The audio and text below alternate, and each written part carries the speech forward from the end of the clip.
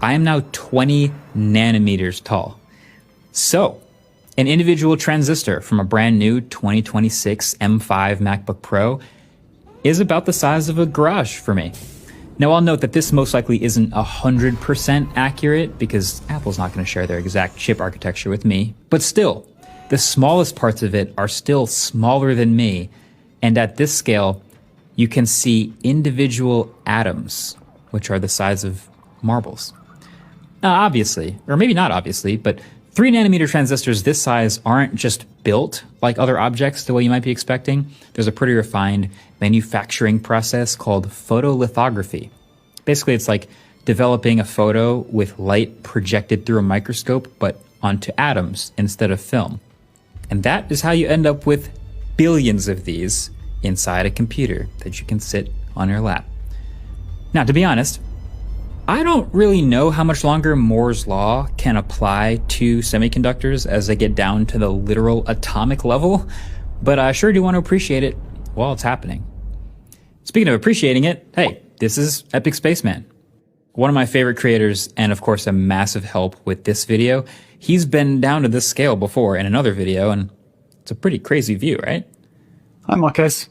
Yeah, it really is. Even when you can stand on them, I still struggle to get my head around how many transistors there are here, considering this is just a tiny cutout section.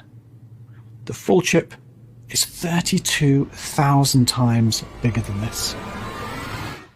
So yeah, the best way for my brain to really appreciate all of this has been to visualize this scale. From the tiniest 3 nanometer transistors we have in computers today, at the scale of DNA and individual atoms, all the way to the micrometer scale with the computers of the 2000s and 90s and 80s.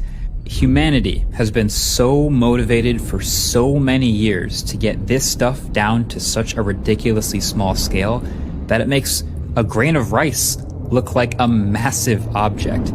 And yet it keeps going and going, all the way back to the earliest transistors the size of a deck of cards.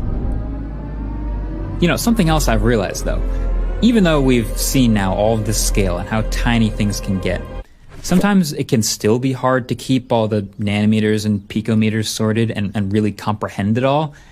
And sometimes it's actually easier to make things bigger rather than smaller. So let's try this. The world's first electronic computer is often credited as the ENIAC. They finished it in 1946, and they had light bulb-sized vacuum tubes called triodes.